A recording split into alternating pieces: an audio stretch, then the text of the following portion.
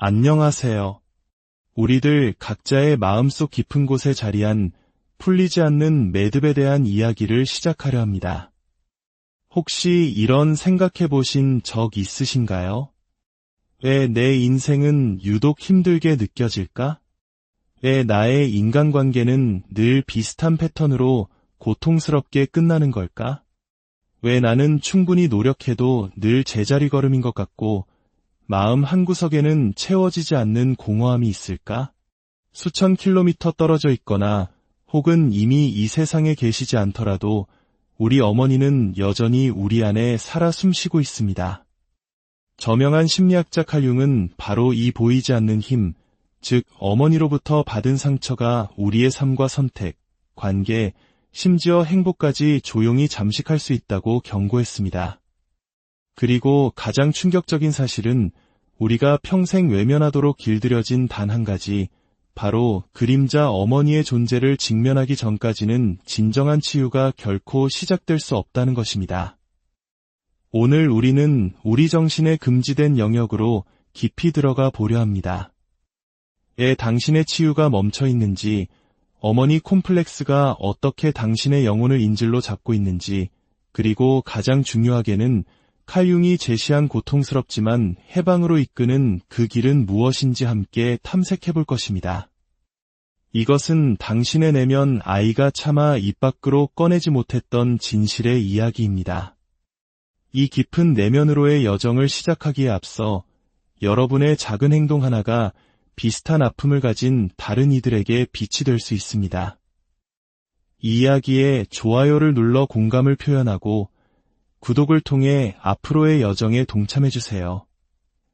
여러분의 관심이 이 지혜를 널리 퍼뜨리는 힘이 됩니다. 이 여정이 여러분의 마음에 깊은 평안을 가져다 주기를 기원합니다. 제1부 집단 무의식 속 어머니 원형의 역할 칼 융의 심리학에서 어머니라는 존재는 단순히 우리를 낳아준 한 여성을 의미하지 않습니다. 그것은 인류의 광대한 집단 무의식 속에 깊이 각인된 하나의 거대한 건축물과 같은 기초를 차지합니다. 융에게 어머니는 무엇보다 먼저 하나의 원형입니다. 이는 개인적인 경험을 초월하여 태고적 영역까지 뻗어 있는 인류의 정신에 새겨진 고대의 보편적 이미지입니다. 어머니 원형은 우리 모두가 물려받은 정신적 패턴으로 생명을 주는 긍정적인 측면과 생명을 삼키는 파괴적인 측면을 동시에 지니고 있습니다. 이 원형은 우리 각자의 어머니라는 한 개인의 역사나 문화적 정체성에 묶여있지 않습니다. 오히려 생물학적 어머니, 종교적 성모상, 예술 작품 속 상징들, 심지어 대지모신 그 자체와 같은 다양한 형태로 나타날 수 있는 초개인적인 이미지입니다. 그것은 보살핌, 보호, 사랑과 같은 양육의 측면과 동시에 질식시키고 집어삼키며 압도하는 파괴적인 특성을 모두 포함합니다. 융은 이중성을 위대한 어머니의 역설이라고 불렀습니다. 특히 어머니로부터 해결되지 않은 상처를 지닌 많은 사람들에게 이 원형은 개인적인 트라우마와 뒤엉키게 됩니다. 융은 우리가 이러한 인식이 없을 때 개인적인 어머니와 원형적 어머니를 혼동하게 되고 그 결과 왜곡된 정신적 순환고리에 갇히게 된다고 경고했습니다. 바로 이 지점에서 많은 이들이 무의식적으로 어린 시절의 고통을 성인의 관계 속에서 되풀이합니다. 버림받거나 집어삼켜질 것을 두려워하면서도 끝없이 보살핌과 인정을 찾아 헤매는 것입니다. 우리 한국인들에게 어머니라는 단어는 유독 특별한 무게를 지닙니다. 끝없는 희생과 사랑, 그리고 세상 무엇과도 바꿀 수 없는 깊은 정을 떠올리게 합니다. 하지만 동시에 어떤 이들에게는 그 무게만큼이나 풀리지 않는 한과 죄책감, 무거운 책임감으로 다가오기도 합니다. 이처럼 복합적인 감정의 총체야말로 칼 융이 말한 어머니 원형의 양면성을 가장 잘 보여주는 예시일 것입니다. 진정한 치유는 우리가 어머니와의 관계가 단지 개인적인 것이 아니라 이처럼 깊은 원형적인 차원임을 인식할 때 비로소 시작됩니다. 어머니가 나에게 준 상처들이 단순히 그 개인의 행동이 아니라 집단 무의식에 뿌리내린 더 깊은 조상의 패턴이 그녀를 통해 발현된 것임을 이해하기 시작할 때 관점의 전환이 일어납니다. 개인적인 경험의 렌즈, 즉 어머니의 실패, 방임, 혹은 질식시킬 듯한 사랑만을 통해 어머니를 바라보면 우리는 자아의 좁은 서사에 갇히게 됩니다. 하지만 상징의 영역으로 들어서면 어머니를 그저 한 명의 개인으로서가 아니라 양육과 파괴라는 고대의 힘을 표현하는 하나의 그릇으로 보기 시작합니다.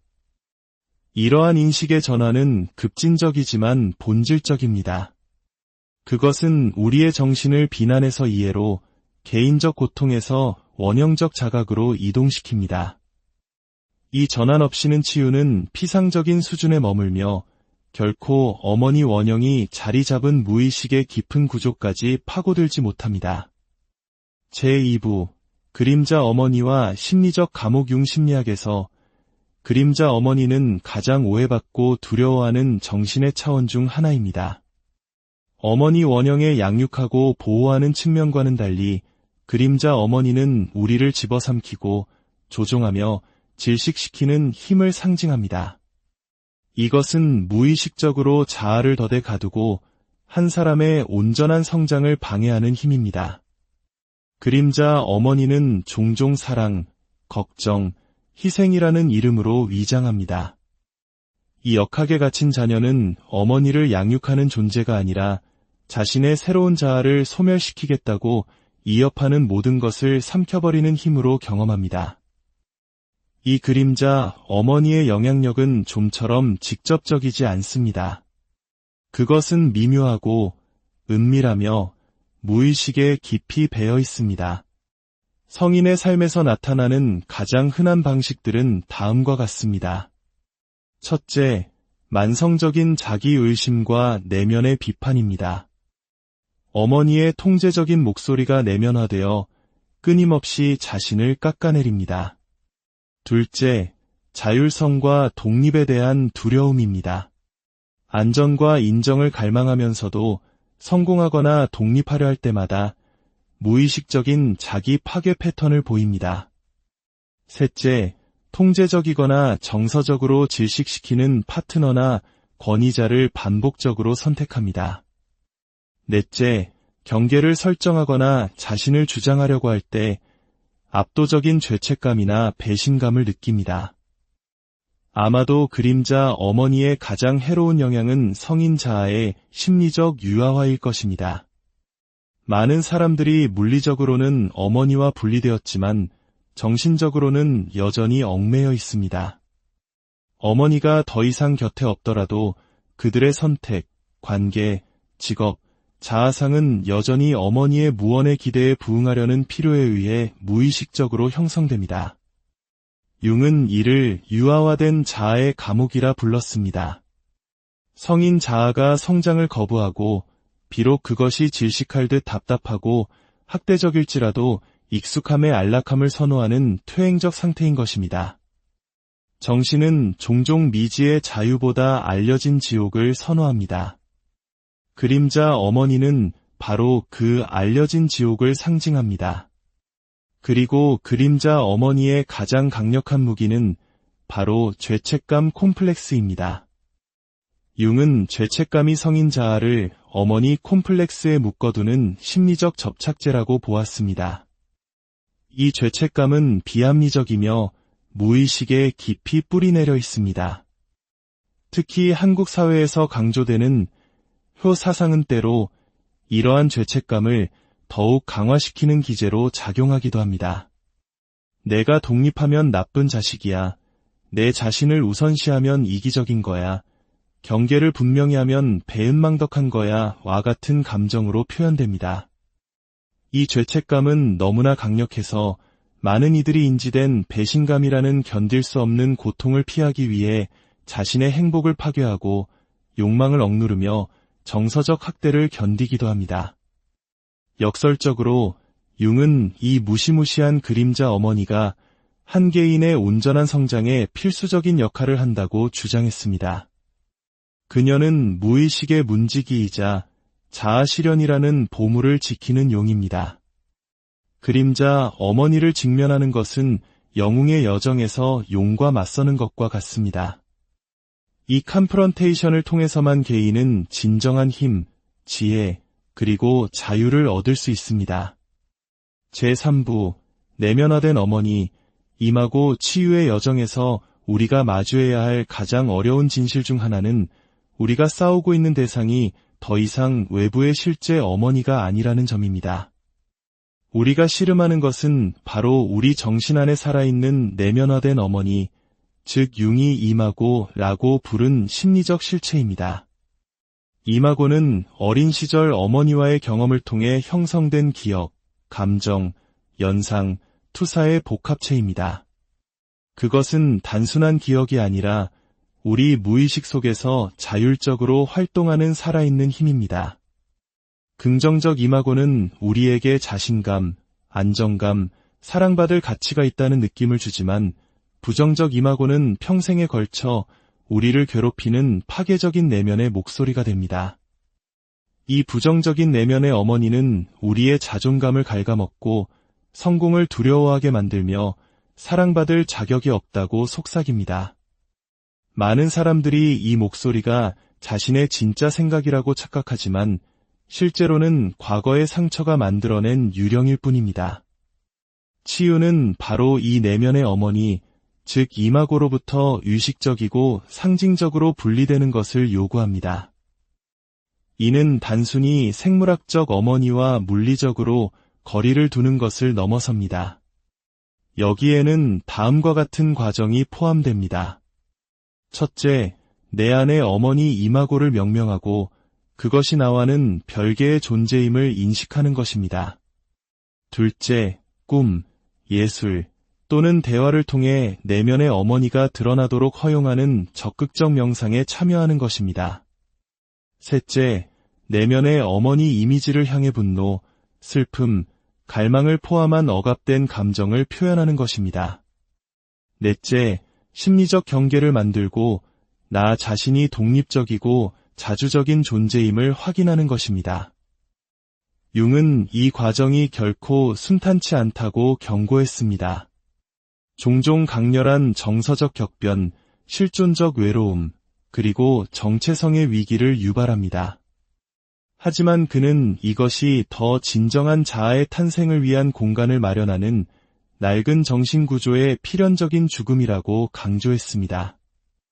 제4부, 분리, 그리고 독립된 자아의 필연성 칼융은 인간의 심리 발달에서 가장 본질적이면서도 고통스러운 과업 중 하나가 바로 독립적이고 자주적인 자아를 확립하기 위해 어머니 콤플렉스로부터 분리되는 과정이라고 믿었습니다.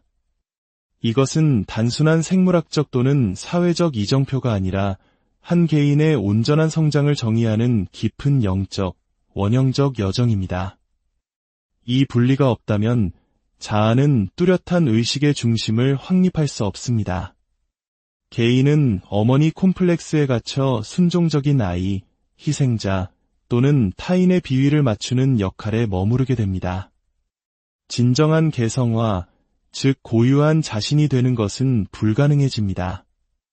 융은 이 분리를 두 번째 탄생에 비유했습니다. 생물학적 탄생이 아이를 어머니의 몸에서 해방시킨다면 심리적 탄생은 개인을 어머니 콤플렉스의 중력에서 해방시켜 의식적이고 자율적인 존재로 거듭나게 합니다. 하지만 이 분리는 종종 격렬하게 저항에 부딪힙니다. 어머니로부터 분리되면 버림받거나 거부당할 것이라는 소멸의 두려움, 분리는 어머니의 사랑과 희생에 대한 배신이라는 깊은 원형적 믿음, 그리고 질식할 듯 답답하더라도 예측 가능한 안전을 제공하는 익숙함 때문입니다. 특히 가족 시스템에 대한 충성을 강조하는 문화권에서는 이러한 저항이 더욱 클 수 있습니다. 의식적인 분리 없이는 많은 성인들이 나이, 성취, 사회적 지위에 관계없이 심리적으로 유아화된 상태에 머물게 됩니다. 이들은 끊임없이 부모와 같은 인물에게 인정이나 허락을 구하고 위험을 감수하거나 결정을 내리는 것을 두려워하며 자신의 욕망을 억압합니다. 융은 어머니 콤플렉스로부터의 분리를 엄청난 용기, 인내, 그리고 믿음을 요구하는 영웅의 여정으로 보았습니다. 신화 속에서 이 여정은 영웅이 안전한 어머니의 자궁, 마을, 가족을 떠나 용과 맞서고 어두운 숲으로 모험을 떠나 시련을 겪고 마침내 자기 자신이라는 보물을 가지고 주체적인 개인으로 재탄생하는 것으로 상징됩니다. 이 분리의 과정은 심리적인 죽음과 재탄생입니다. 생존을 위해 어머니가 필요했던 어린아이의 자아는 상징적으로 죽어야만 성인의 자아가 태어날 수 있습니다. 이 죽음은 종종 잃어버린 어린 시절에 대한 강렬한 슬픔과 애도, 어머니와 자신을 향한 분노와 절망, 그리고 미지의 문턱에 섰을 때의 실존적 외로움을 동반합니다. 융은 이것이 신성하고 필요한 입문 과정이며 많은 이들이 이 고통을 견디지 못하고 다시 어머니 콤플렉스의 안락함으로 퇴행한다고 경고했습니다. 분리가 성공적으로 이루어졌을 때 나타나는 것이 바로 주권적인 자아입니다.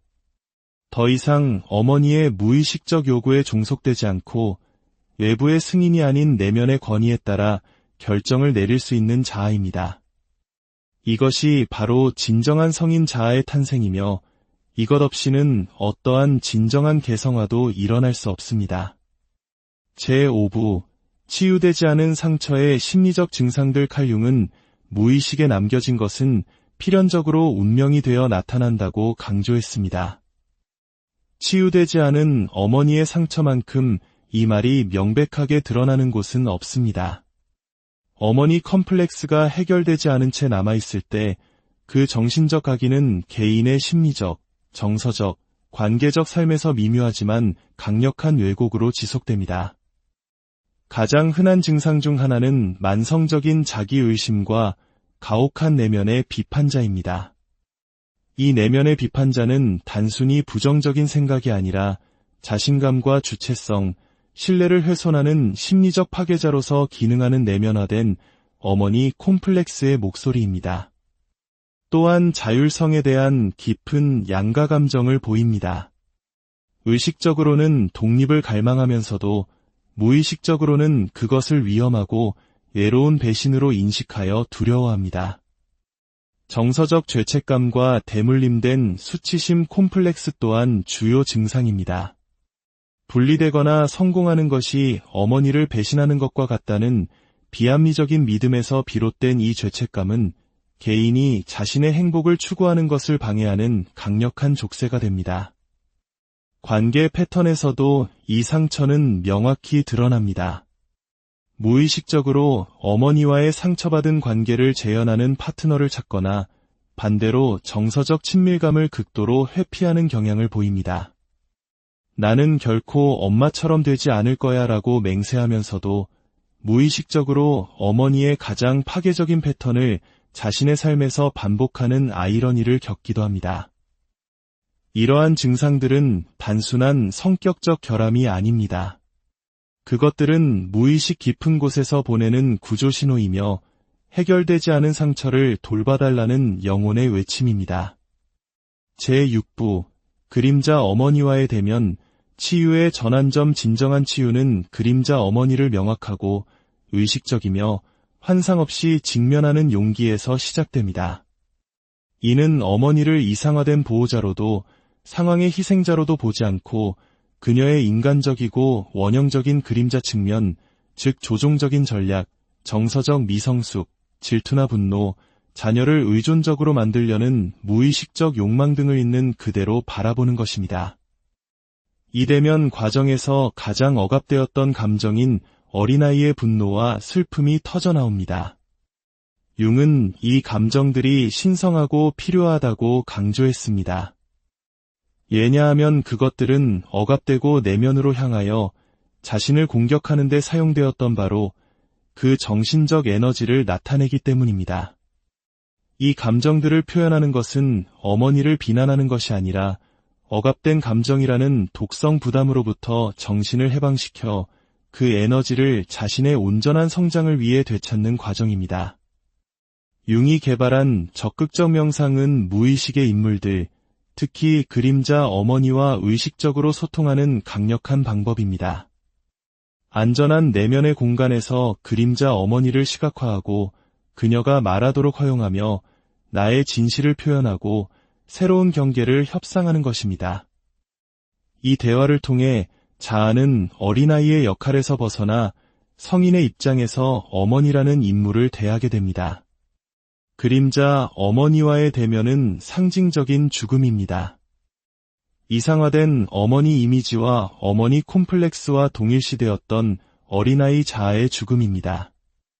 이 죽음은 종종 집어삼켜지거나 쫓기는 악몽, 장례식이나 파국적인 붕괴에 대한 꿈, 극심한 우울과 방향 감각 상실을 동반합니다. 융은 이러한 경험들을 성인 자아의 출현을 위한 길을 닦는 정신적 변형의 필수적인 단계로 보았습니다.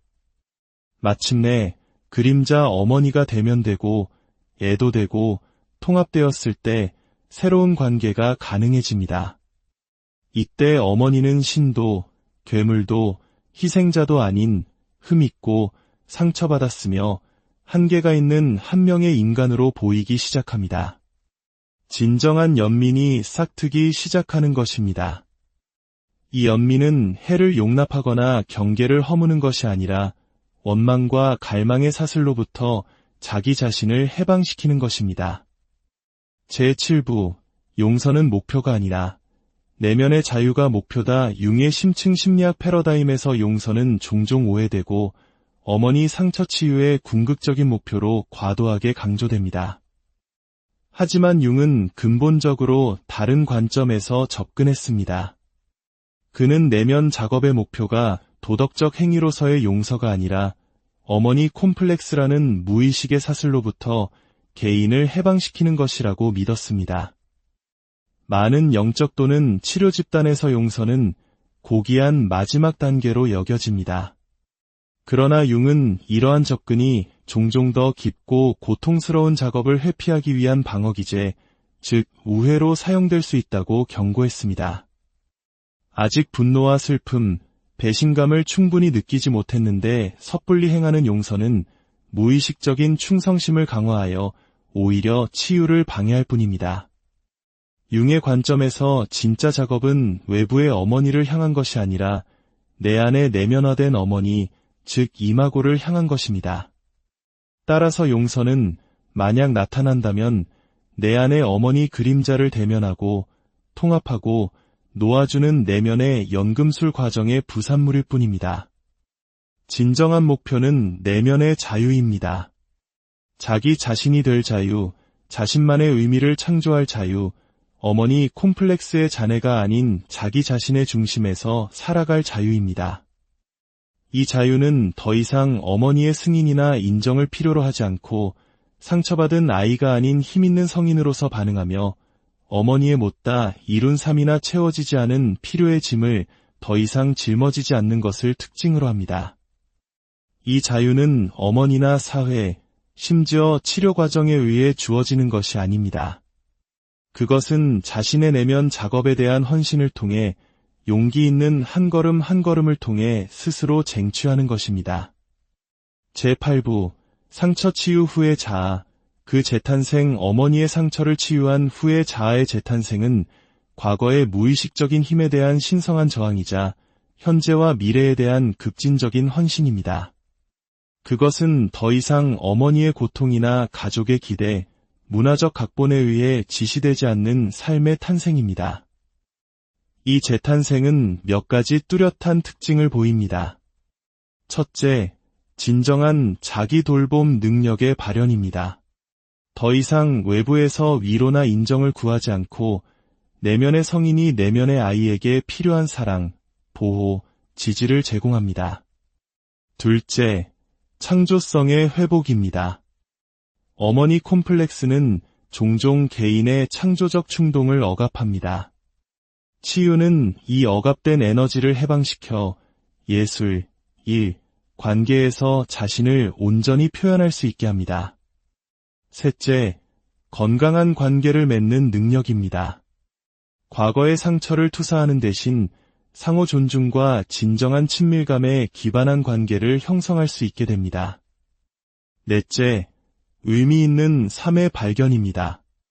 더 이상 타인을 기쁘게 하거나 의무감을 이행하기 위해 살지 않고 자신의 영혼의 가장 깊은 진실과 일치하는 삶을 창조합니다. 마지막으로 조상 대대로 내려온 상처의 고리를 끊는 자가 됩니다. 자신의 상처를 치유함으로써 무의식적으로 다음 세대의 고통을 대물림하는 비극적인 순환을 멈추게 됩니다. 이것은 자신뿐만 아니라 미래 세대를 위한 가장 심오한 형태의 봉사입니다. 제9부 어머니 상처 치유를 위한 심층 심리적 실천법 융은 무의식이 단지 생각만으로는 통합될 수 없다고 반복해서 강조했습니다. 치유는 지적인 인식을 넘어 몸으로 체득하고 상징적이며 경험적인 실천을 요구합니다. 첫째, 적극적 명상입니다. 내면화된 어머니와 의식적으로 대화하며 자아를 어머니 콤플렉스로부터 분화시키고 자율성을 되찾는 것입니다. 둘째, 꿈 작업입니다. 꿈은 무의식의 언어입니다. 꿈에 나타나는 어머니의 다양한 모습과 상징들을 기록하고 탐구함으로써 정신의 통합 과정을 추적할 수 있습니다. 셋째, 그림자 작업입니다. 어머니와 자기 자신의 거부되고 억압된 측면들을 기꺼이 마주하고 통합하는 것입니다. 넷째, 상징적 의식입니다. 자아의 죽음과 재탄생을 상징하는 의식을 통해 아이에서 어른으로, 융합에서 개성화로의 정신적 전환을 명확히 하는 것입니다. 다섯째, 신체 중심적 실천입니다. 어머니의 상처는 몸의 긴장, 두려움, 무감각으로 저장됩니다. 명상적 움직임이나 요가를 통해 몸의 지혜와 다시 연결되고 자신의 육체를 온전히 소유하는 것입니다. 여섯째, 예술과 창조적 표현입니다. 그림, 글쓰기 등은 자아의 방어를 우회하여 무의식이 직접 말하게 하는 통로가 됩니다. 일곱째, 새로운 어머니 원형 모델 구축입니다. 신화, 종교, 자연 속에서 긍정적인 어머니 상징과 연결함으로써 상처 입은 개인적 경험을 넘어선 새로운 내면의 자양분을 얻는 것입니다. 마지막으로 이 모든 여정은 장기적인 심리치료를 통해 안전한 공간에서 지지받을 때 더욱 깊어질 수 있습니다. 칼 융이 우리에게 남긴 유산은 어머니의 상처를 치유하는 것이 어머니를 고치는 것이 아니라 어머니의 정신적 지배로부터 나 자신을 해방시키는 것임을 일깨워줍니다. 그것은 추방되었던 내 영혼의 조각들을 되찾아 온전하고 창조적이며 주권적인 존재로서 삶의 한복판으로 걸어 들어가는 장엄한 여정입니다. 이제 당신은 융이 우리 모두에게 경고하려 했던 진실을 알게 되었습니다. 가장 큰 감옥은 당신 외부에 있는 것이 아니라 바로 당신의 정신 안에 있습니다. 그리고 많은 이들에게 그 감옥은 여전히 어머니의 얼굴을 하고 있습니다. 오늘 당신에게는 선택권이 있습니다. 계속해서 다른 누군가의 이야기를 살아갈 것인가요? 아니면 마침내 펜을 잡고 당신 자신의 이야기를 써 내려갈 것인가요? 기억하십시오. 칼 융의 말처럼 무의식을 의식화하기 전까지 무의식은 당신의 삶을 지배하고 당신은 그것을 운명이라 부를 것이다. 당신의 인생이라는 이야기의 저자는 더 이상 당신의 어머니가 아닙니다. 안녕하세요. 우리들 각자의 마음속 깊은 곳에 자리한 풀리지 않는 매듭에 대한 이야기를 시작하려 합니다. 혹시 이런 생각해 보신 적 있으신가요? 왜 내 인생은 유독 힘들게 느껴질까? 왜 나의 인간관계는 늘 비슷한 패턴으로 고통스럽게 끝나는 걸까? 왜 나는 충분히 노력해도 늘 제자리 걸음인 것 같고 마음 한구석에는 채워지지 않는 공허함이 있을까? 수천 킬로미터 떨어져 있거나 혹은 이미 이 세상에 계시지 않더라도 우리 어머니는 여전히 우리 안에 살아 숨쉬고 있습니다. 저명한 심리학자 칼 융은 바로 이 보이지 않는 힘, 즉 어머니로부터 받은 상처가 우리의 삶과 선택, 관계, 심지어 행복까지 조용히 잠식할 수 있다고 경고했습니다. 그리고 가장 충격적인 사실은 우리가 평생 외면하도록 길들여진 단 한 가지, 바로 그림자 어머니의 존재를 직면하기 전까지는 진정한 치유가 결코 시작될 수 없다는 것입니다. 오늘 우리는 우리 정신의 금지된 영역으로 깊이 들어가 보려 합니다. 당신의 치유가 멈춰 있는지, 어머니 콤플렉스가 어떻게 당신의 영혼을 인질로 잡고 있는지, 그리고 가장 중요하게는 칼 융이 제시한 고통스럽지만 해방으로 이끄는 그 길은 무엇인지 함께 탐색해 볼 것입니다. 이것은 당신의 내면 아이가 차마 입 밖으로 꺼내지 못했던 진실의 이야기입니다. 이 깊은 내면으로의 여정을 시작하기에 앞서 여러분의 작은 행동 하나가 비슷한 아픔을 가진 다른 이들에게 빛이 될 수 있습니다. 이 이야기에 좋아요를 눌러 공감을 표현하고 구독을 통해 앞으로의 여정에 동참해주세요. 여러분의 관심이 이 지혜를 널리 퍼뜨리는 힘이 됩니다. 이 여정이 여러분의 마음에 깊은 평안을 가져다 주기를 기원합니다. 제1부 집단 무의식 속 어머니 원형의 역할 칼 융의 심리학에서 어머니라는 존재는 단순히 우리를 낳아준 한 여성을 의미하지 않습니다. 그것은 인류의 광대한 집단 무의식 속에 깊이 각인된 하나의 거대한 건축물과 같은 기초를 차지합니다. 융에게 어머니는 무엇보다 먼저 하나의 원형입니다. 이는 개인적인 경험을 초월하여 태고적 영역까지 뻗어 있는 인류의 정신에 새겨진 고대의 보편적 이미지입니다. 어머니 원형은 우리 모두가 물려받은 정신적 패턴으로 생명을 주는 긍정적인 측면과 생명을 삼키는 파괴적인 측면을 동시에 지니고 있습니다. 이 원형은 우리 각자의 어머니라는 한 개인의 역사나 문화적 정체성에 묶여있지 않습니다. 오히려 생물학적 어머니, 종교적 성모상, 예술 작품 속 상징들, 심지어 대지모신 그 자체와 같은 다양한 형태로 나타날 수 있는 초개인적인 이미지입니다. 그것은 보살핌, 보호, 사랑과 같은 양육의 측면과 동시에 질식시키고 집어삼키며 압도하는 파괴적인 특성을 모두 포함합니다.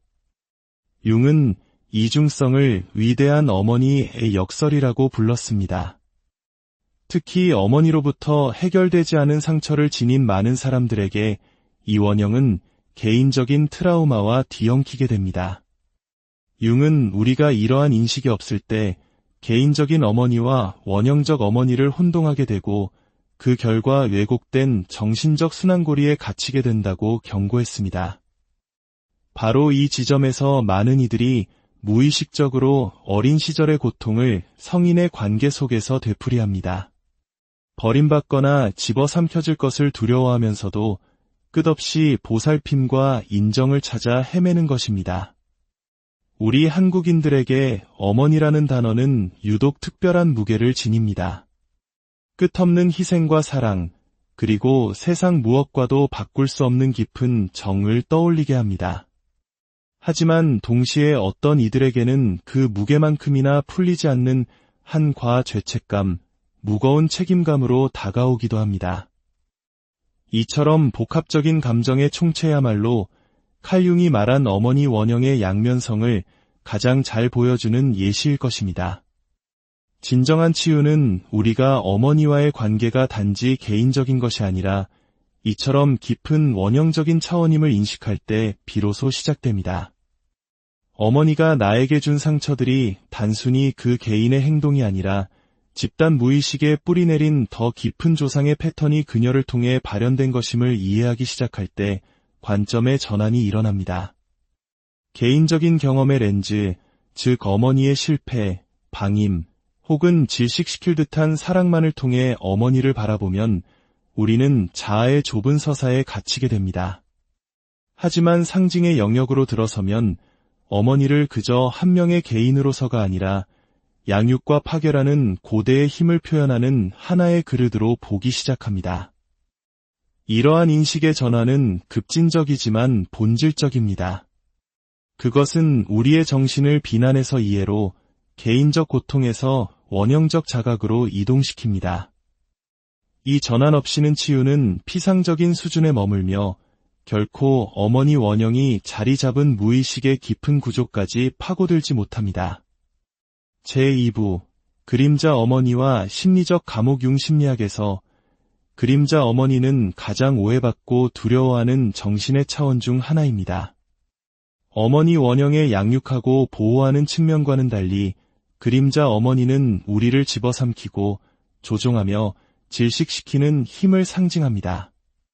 이것은 무의식적으로 자아를 덫에 가두고 한 사람의 온전한 성장을 방해하는 힘입니다. 그림자 어머니는 종종 사랑, 걱정, 희생이라는 이름으로 위장합니다. 이 역학에 갇힌 자녀는 어머니를 양육하는 존재가 아니라 자신의 새로운 자아를 소멸시키겠다고 이협하는 모든 것을 삼켜버리는 힘으로 경험합니다. 이 그림자 어머니의 영향력은 좀처럼 직접적이지 않습니다. 그것은 미묘하고 은밀하며 무의식에 깊이 배어 있습니다. 성인의 삶에서 나타나는 가장 흔한 방식들은 다음과 같습니다. 첫째, 만성적인 자기의심과 내면의 비판입니다. 어머니의 통제적인 목소리가 내면화되어 끊임없이 자신을 깎아내립니다. 둘째, 자율성과 독립에 대한 두려움입니다. 안전과 인정을 갈망하면서도 성공하거나 독립하려 할 때마다 무의식적인 자기 파괴 패턴을 보입니다.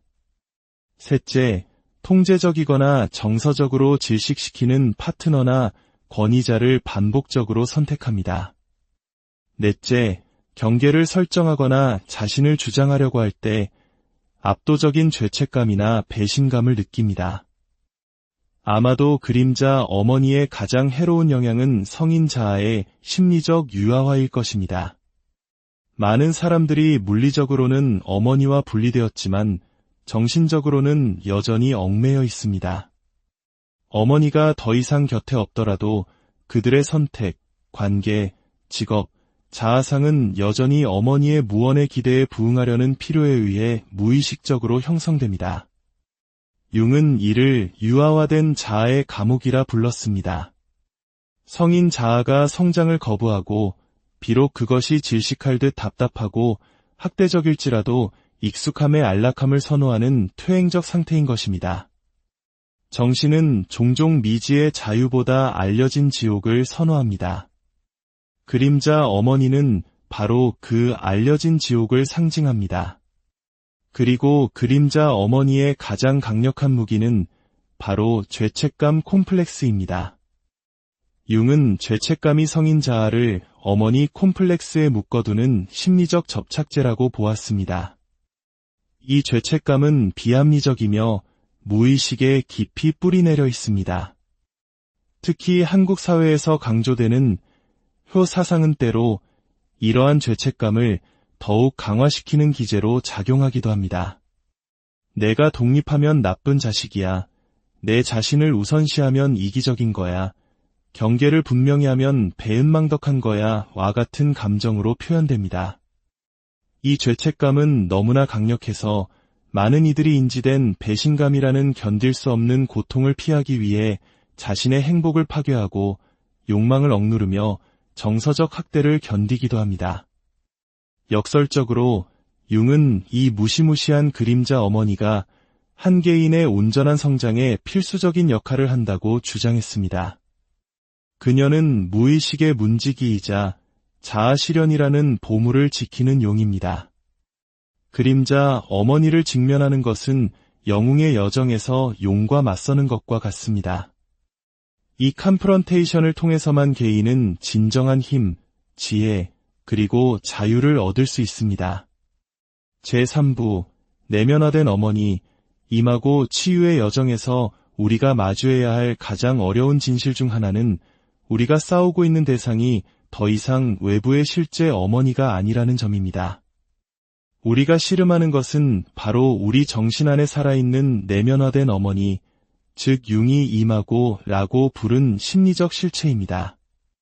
이마고는 어린 시절 어머니와의 경험을 통해 형성된 기억, 감정, 연상, 투사의 복합체입니다. 그것은 단순한 기억이 아니라 우리 무의식 속에서 자율적으로 활동하는 살아있는 힘입니다. 긍정적 이마고는 우리에게 자신감, 안정감, 사랑받을 가치가 있다는 느낌을 주지만 부정적 이마고는 평생에 걸쳐 우리를 괴롭히는 파괴적인 내면의 목소리가 됩니다. 이 부정적인 내면의 어머니는 우리의 자존감을 갉아먹고 성공을 두려워하게 만들며 사랑받을 자격이 없다고 속삭입니다. 많은 사람들이 이 목소리가 자신의 진짜 생각이라고 착각하지만 실제로는 과거의 상처가 만들어낸 유령일 뿐입니다. 치유는 바로 이 내면의 어머니, 즉 이마고로부터 의식적이고 상징적으로 분리되는 것을 요구합니다.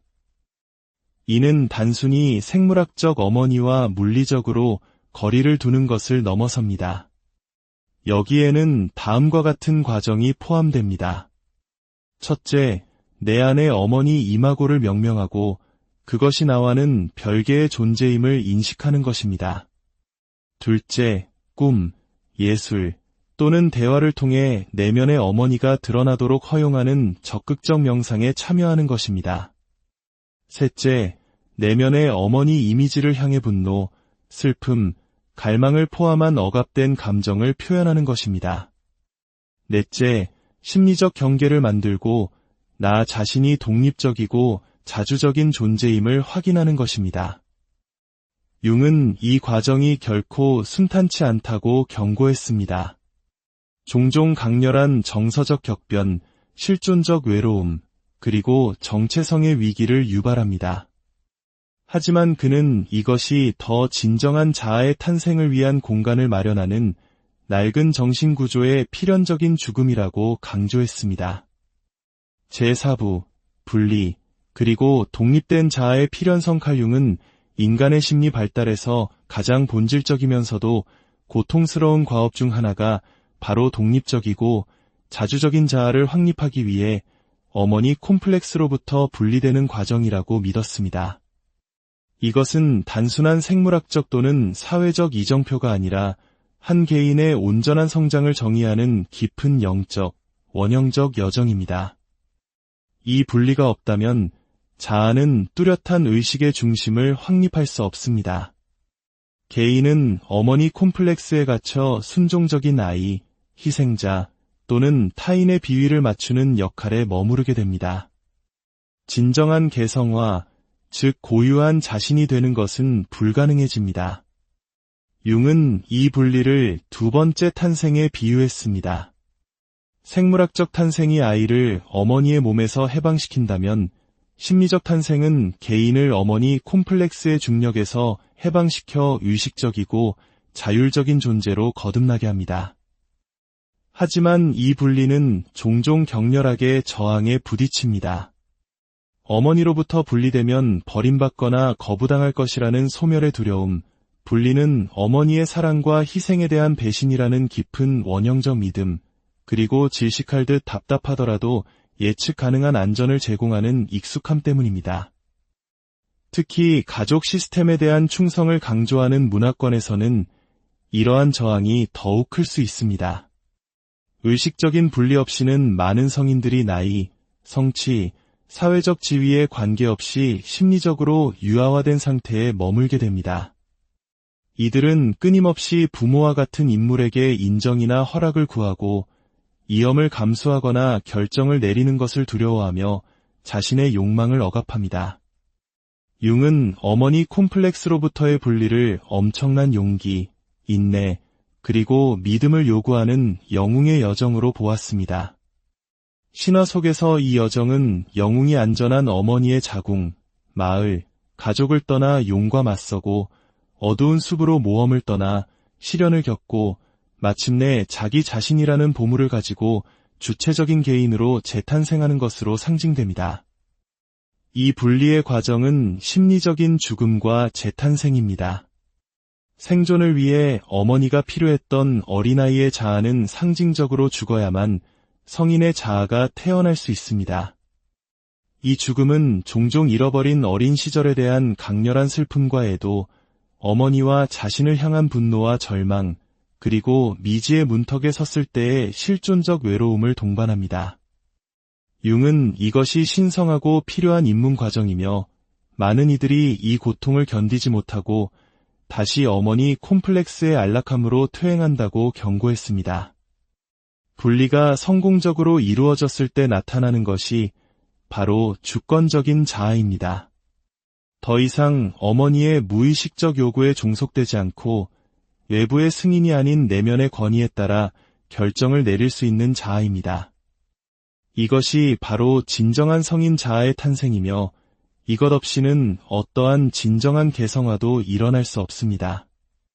제5부 치유되지 않은 상처의 심리적 증상들. 칼융은 무의식에 남겨진 것은 필연적으로 운명이 되어 나타난다고 강조했습니다.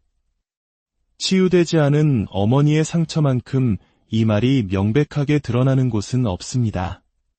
어머니 컴플렉스가 해결되지 않은 채 남아있을 때 그 정신적 각인은 개인의 심리적, 정서적, 관계적 삶에서 미묘하지만 강력한 왜곡으로 지속됩니다. 가장 흔한 증상 중 하나는 만성적인 자기의심과 가혹한 내면의 비판자입니다. 이 내면의 비판자는 단순히 부정적인 생각이 아니라 자신감과 주체성, 신뢰를 훼손하는 심리적 파괴자로서 기능하는 내면화된 어머니 콤플렉스의 목소리입니다. 또한 자율성에 대한 깊은 양가 감정을 보입니다. 의식적으로는 독립을 갈망하면서도 무의식적으로는 그것을 위험하고 외로운 배신으로 인식하여 두려워합니다. 정서적 죄책감과 대물림된 수치심 콤플렉스 또한 주요 증상입니다. 분리되거나 성공하는 것이 어머니를 배신하는 것과 같다는 비합리적인 믿음에서 비롯된 이 죄책감은 개인이 자신의 행복을 추구하는 것을 방해하는 강력한 족쇄가 됩니다. 관계 패턴에서도 이 상처는 명확히 드러납니다. 무의식적으로 어머니와의 상처받은 관계를 재현하는 파트너를 찾거나 반대로 정서적 친밀감을 극도로 회피하는 경향을 보입니다. 나는 결코 엄마처럼 되지 않을 거야 라고 맹세하면서도 무의식적으로 어머니의 가장 파괴적인 패턴을 자신의 삶에서 반복하는 아이러니를 겪기도 합니다. 이러한 증상들은 단순한 성격적 결함이 아닙니다. 그것들은 무의식 깊은 곳에서 보내는 구조 신호이며 해결되지 않은 상처를 돌봐달라는 영혼의 외침입니다. 제6부 그림자 어머니와의 대면.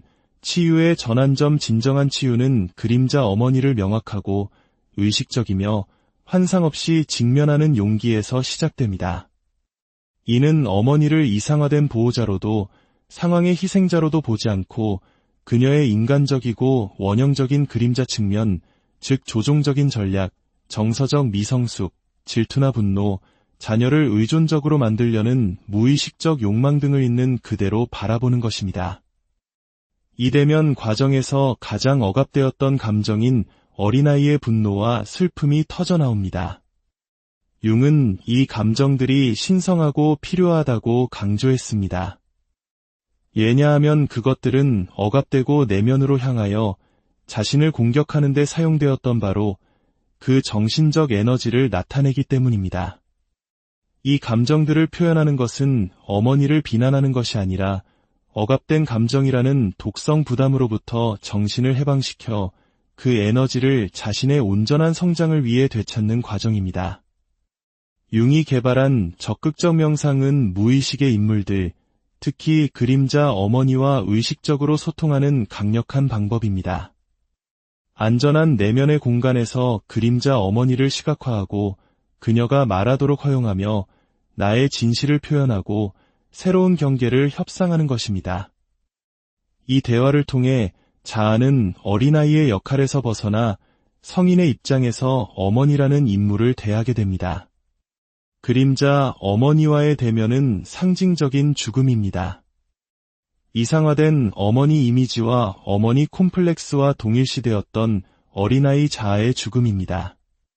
이 죽음은 종종 집어삼켜지거나 쫓기는 악몽, 장례식이나 파국적인 붕괴에 대한 꿈, 극심한 우울과 방향 감각 상실을 동반합니다. 융은 이러한 경험들을 성인 자아의 출현을 위한 길을 닦는 정신적 변형의 필수적인 단계로 보았습니다. 마침내 그림자 어머니가 대면되고 애도되고 통합되었을 때 새로운 관계가 가능해집니다. 이때 어머니는 신도, 괴물도, 희생자도 아닌 흠있고 상처받았으며 한계가 있는 한 명의 인간으로 보이기 시작합니다. 진정한 연민이 싹트기 시작하는 것입니다. 이 연민은 해를 용납하거나 경계를 허무는 것이 아니라 원망과 갈망의 사슬로부터 자기 자신을 해방시키는 것입니다. 제7부 용서는 목표가 아니라 내면의 자유가 목표다. 융의 심층 심리학 패러다임에서 용서는 종종 오해되고 어머니 상처 치유의 궁극적인 목표로 과도하게 강조됩니다. 하지만 융은 근본적으로 다른 관점에서 접근했습니다. 그는 내면 작업의 목표가 도덕적 행위로서의 용서가 아니라 어머니 콤플렉스라는 무의식의 사슬로부터 개인을 해방시키는 것이라고 믿었습니다. 많은 영적 또는 치료 집단에서 용서는 고귀한 마지막 단계로 여겨집니다. 그러나 융은 이러한 접근이 종종 더 깊고 고통스러운 작업을 회피하기 위한 방어기제, 즉 우회로 사용될 수 있다고 경고했습니다. 아직 분노와 슬픔, 배신감을 충분히 느끼지 못했는데 섣불리 행하는 용서는 무의식적인 충성심을 강화하여 오히려 치유를 방해할 뿐입니다. 융의 관점에서 진짜 작업은 외부의 어머니를 향한 것이 아니라 내 안에 내면화된 어머니, 즉 이마고를 향한 것입니다. 따라서 용서는 만약 나타난다면 내 안의 어머니 그림자를 대면하고 통합하고 놓아주는 내면의 연금술 과정의 부산물일 뿐입니다. 진정한 목표는 내면의 자유입니다. 자기 자신이 될 자유, 자신만의 의미를 창조할 자유, 어머니 콤플렉스의 자네가 아닌 자기 자신의 중심에서 살아갈 자유입니다. 이 자유는 더 이상 어머니의 승인이나 인정을 필요로 하지 않고 상처받은 아이가 아닌 힘있는 성인으로서 반응하며 어머니의 못다 이룬 삶이나 채워지지 않은 필요의 짐을 더 이상 짊어지지 않는 것을 특징으로 합니다. 이 자유는 어머니나 사회, 심지어 치료 과정에 의해 주어지는 것이 아닙니다. 그것은 자신의 내면 작업에 대한 헌신을 통해 용기 있는 한 걸음 한 걸음을 통해 스스로 쟁취하는 것입니다. 제8부 상처 치유 후의 자아, 그 재탄생. 어머니의 상처를 치유한 후의 자아의 재탄생은 과거의 무의식적인 힘에 대한 신성한 저항이자 현재와 미래에 대한 급진적인 헌신입니다. 그것은 더 이상 어머니의 고통이나 가족의 기대, 문화적 각본에 의해 지시되지 않는 삶의 탄생입니다. 이 재탄생은 몇 가지 뚜렷한 특징을 보입니다. 첫째, 진정한 자기 돌봄 능력의 발현입니다. 더 이상 외부에서 위로나 인정을 구하지 않고 내면의 성인이 내면의 아이에게 필요한 사랑, 보호, 지지를 제공합니다. 둘째, 창조성의 회복입니다. 어머니 콤플렉스는 종종 개인의 창조적 충동을 억압합니다.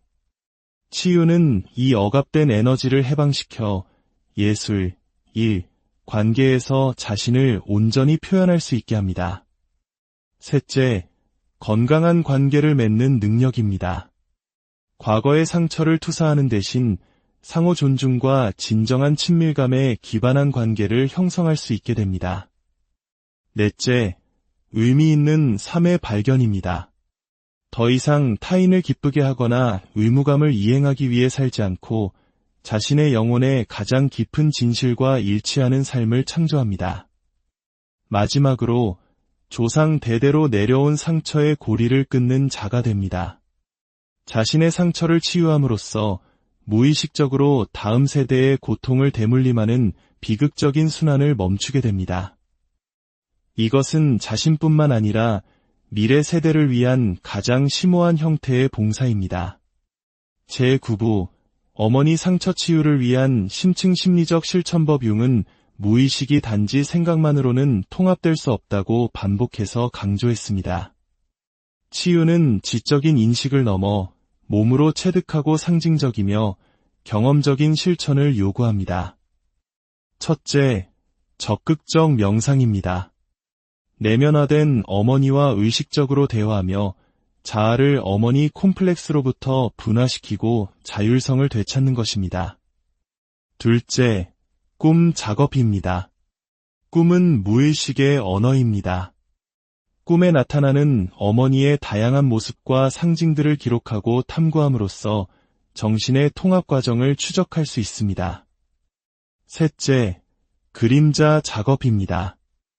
어머니와 자기 자신의 거부되고 억압된 측면들을 기꺼이 마주하고 통합하는 것입니다. 넷째, 상징적 의식입니다.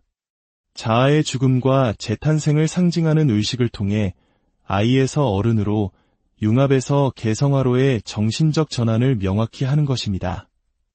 다섯째, 신체 중심적 실천입니다. 어머니의 상처는 몸의 긴장, 두려움, 무감각으로 저장됩니다. 명상적 움직임이나 요가를 통해 몸의 지혜와 다시 연결되고 자신의 육체를 온전히 소유하는 것입니다. 여섯째, 예술과 창조적 표현입니다. 그림, 글쓰기 등은 자아의 방어를 우회하여 무의식이 직접 말하게 하는 통로가 됩니다. 일곱째, 새로운 어머니 원형 모델 구축입니다. 신화, 종교, 자연 속에서 긍정적인 어머니 상징과 연결함으로써 상처 입은 개인적 경험을 넘어선 새로운 내면의 자양분을 얻는 것입니다. 마지막으로 이 모든 여정은 장기적인 심리치료를 통해 안전한 공간에서 지지받을 때 더욱 깊어질 수 있습니다. 칼 융이 우리에게 남긴 유산은 어머니의 상처를 치유하는 것이 어머니를 고치는 것이 아니라 어머니의 정신적 지배로부터 나 자신을 해방시키는 것임을 일깨워줍니다. 그것은 추방되었던 내 영혼의 조각들을 되찾아 온전하고 창조적이며 주권적인 존재로서 삶의 한복판으로 걸어 들어가는 장엄한 여정입니다. 이제 당신은 융이 우리 모두에게 경고하려 했던 진실을 알게 되었습니다. 가장 큰 감옥은 당신 외부에 있는 것이 아니라 바로 당신의 정신 안에 있습니다. 그리고 많은 이들에게 그 감옥은 여전히 어머니의 얼굴을 하고 있습니다. 오늘 당신에게는 선택권이 있습니다. 계속해서 다른 누군가의 이야기를 살아갈 것인가요? 아니면 마침내 펜을 잡고 당신 자신의 이야기를 써 내려갈 것인가요? 기억하십시오. 칼 융의 말처럼 무의식을 의식화하기 전까지 무의식은 당신의 삶을 지배하고 당신은 그것을 운명이라 부를 것이다. 당신의 인생이라는 이야기의 저자는 더 이상 당신의 어머니가 아닙니다. 안녕하세요. 우리들 각자의 마음속 깊은 곳에 자리한 풀리지 않는 매듭에 대한 이야기를 시작하려 합니다. 혹시 이런 생각해 보신 적 있으신가요? 왜 내 인생은 유독 힘들게 느껴질까? 왜 나의 인간관계는 늘 비슷한 패턴으로 고통스럽게 끝나는 걸까? 왜 나는 충분히 노력해도 늘 제자리 걸음인 것 같고 마음 한구석에는 채워지지 않는 공허함이 있을까? 수천 킬로미터 떨어져 있거나 혹은 이미 이 세상에 계시지 않더라도 우리 어머니는 여전히 우리 안에 살아 숨쉬고 있습니다. 저명한 심리학자 칼 융은 바로 이 보이지 않는 힘, 즉 어머니로부터 받은 상처가 우리의 삶과 선택, 관계, 심지어 행복까지 조용히 잠식할 수 있다고 경고했습니다. 그리고 가장 충격적인 사실은 우리가 평생 외면하도록 길들여진 단 한 가지, 바로 그림자 어머니의 존재를 직면하기 전까지는 진정한 치유가 결코 시작될 수 없다는 것입니다. 오늘 우리는 우리 정신의 금지된 영역으로 깊이 들어가 보려 합니다. 당신의 치유가 멈춰 있는지, 어머니 콤플렉스가 어떻게 당신의 영혼을 인질로 잡고 있는지, 그리고 가장 중요하게는 칼융이 제시한 고통스럽지만 해방으로 이끄는 그 길은 무엇인지 함께 탐색해 볼 것입니다. 이것은 당신의 내면 아이가 차마 입 밖으로 꺼내지 못했던 진실의 이야기입니다. 이 깊은 내면으로의 여정을 시작하기에 앞서 여러분의